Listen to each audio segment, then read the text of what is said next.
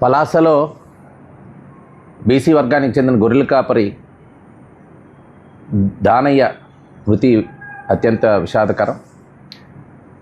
సకాలంలో ఆయన్ని ఆసుపత్రికి తీసుకెళ్ళి ఉంటే ఆయన బ్రతికుండేవారని చెప్పి స్థానికులందరూ కూడా చెప్తున్నారు.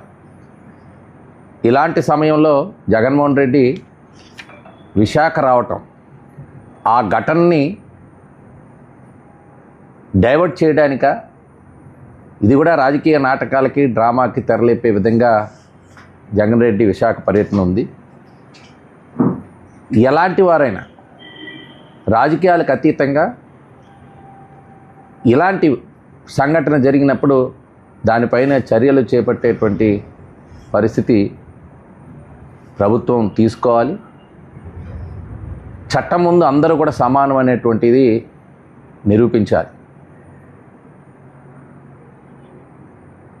ఇప్పటికే ఉత్తరాంధ్రలో లేకపోతే ఉభయ గోదావరి జిల్లాల్లో అనేక భూ కబ్జాలు, అనేక అక్రమాలు, ఇవన్నీ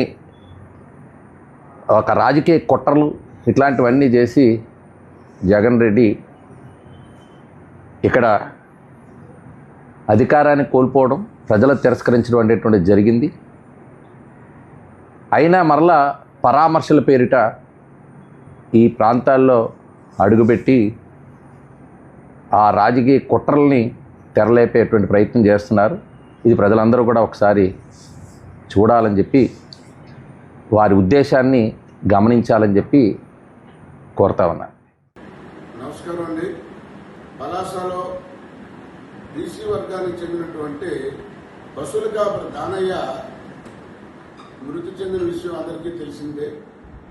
అయితే ఎవరైతే అతని మృతికి కారకులో వారు ఎంత గొప్పవారైనా సరే పార్టీలకు రాజకీయాలకు అతీతంగా వారిపై చర్య తీసుకోవాలి. ప్రమాదం జరిగిన వెంటనే చికిత్స అందిస్తే ఆయన బ్రతికే అవకాశాలు ఉన్నాయని చెప్పి అక్కడ ఉన్నటువంటి ప్రజలందరూ కూడా చెప్పుకుంటున్న తరుణంలో జగన్మోహన్ రెడ్డి విశాఖపట్నం వచ్చి ఏం ఉద్ధరించాలని చెప్పి విశాఖపట్నం వెళ్తున్నాడు. 5 ఏళ్ల పరిపాలనలో ఉత్తరాంధ్ర అలాగే ఉభయ గోదావరి జిల్లాల్లో భూ కబ్జాలు, అరాచకాలు, దుర్మార్గాలతో పరిపాలన కొనసాగించి ఇప్పుడు తగుదనమ్మా అంటూ విశాఖపట్నం వచ్చి ఏం చెప్పాలనుకుంటున్నాడు? ప్రజల దృష్టి మళ్లించి అవాస్తవాలు సృష్టించి రాజకీయ లబ్ధి కోసం ఒకప్పుడు ఆయన ముఖ్యమంత్రి కాకముందు ప్రజలను నమ్మించగలిగాడు. కానీ ఈయనేంటో ఆంధ్రప్రదేశ్లో ఉన్నటువంటి ప్రజలందరికీ కూడా పూర్తిగా అర్థమైపోయే 11 సీట్లకు పరిమితం చేశాడు. మళ్ళీ ఇప్పుడు పాత పద్ధతిలో ప్రజలు నమ్మించాలని చెప్పి రాజకీయాలు చేయాలని చెప్పి ఈరోజు విశాఖపట్నం వస్తున్నారు. గతంలో చాలా ప్రమాదాలు జరిగాయి మత్స్యకారులకి. ఆ రోజుల్లో చాలా మందికి జగన్మోహన్ రెడ్డి ప్రభుత్వంలో కనీసం సహాయం అందించలేదు. ఏదో అరకొర ఇచ్చినా వారికి 5 లక్షలు మాత్రమే ఇవ్వడం జరిగింది.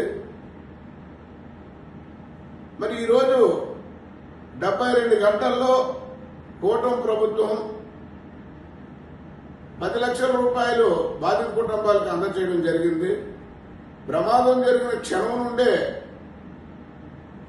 నేవీ బోటుతో కానీ మరి అలాగే హెలికాప్టర్స్తో కానీ గాలింపు చర్యలు చేపట్టారు. మరి ఈ పెద్ద మనిషి విశాఖపట్నం వచ్చి ఎవరిని నమ్మించి ఎవరిని మోసం చేయాలని విశాఖపట్నం వస్తున్నారో తెలియదు. కానీ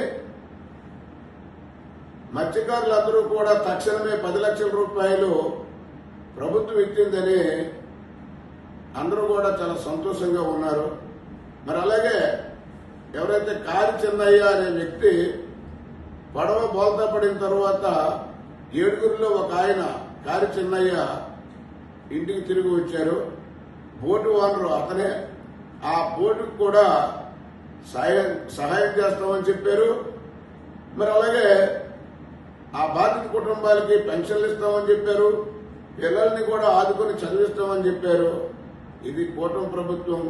చంద్రబాబు నాయుడు గారు ఎక్కడ కష్టం ఉంటుందో అక్కడ వారికి ఏదో విధంగా పోయిన వారిని తేలేం కానీ ఉన్నవారిని మనం ఆదుకోవాలనే సదుద్దేశంతో అంతా సవ్యంగా సాగుతున్న తరుణంలో ఇప్పుడు జగన్మోహన్ రెడ్డి ఎందుకు విశాఖపట్నం వస్తున్నాడో, ముందు ఆ పలాసలో ప్రమాదానికి గురై మృతి చెందినటువంటి ఆ పశువుల కాపరి దానయ్య దగ్గరికి వెళ్లి అక్కడ ఏం జరిగిందో, అది ఎవరి వల్ల జరిగిందో, కొద్ది టైంలోనే ఆయన మృతి కారకులు ఎవరో తెలుస్తుంది.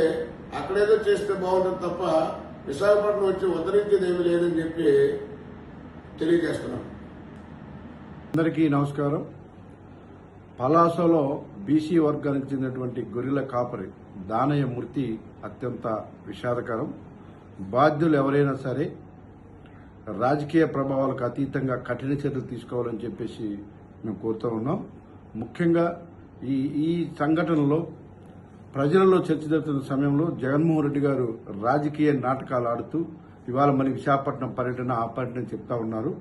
సో ఈ రాజకీయ నాటకాలు ఆపి ఇప్పటికైనా సరే బాధితులకి సకాలంలో వైద్యం అందుంటే బతికుండే వాళ్ళు అని చెప్పేసి ఇవాళ ప్రతి ఒక్కరు కూడా చెప్తా ఉన్నారు. రాజకీయ నాటకాల కంటే బాధిత కుటుంబానికి న్యాయం చేయడం ముఖ్యమని తెలుసుకొని ఇప్పటికైనా తనలో మార్పు రావాలని చెప్పేసి మేము కోరుకుంటున్నాం.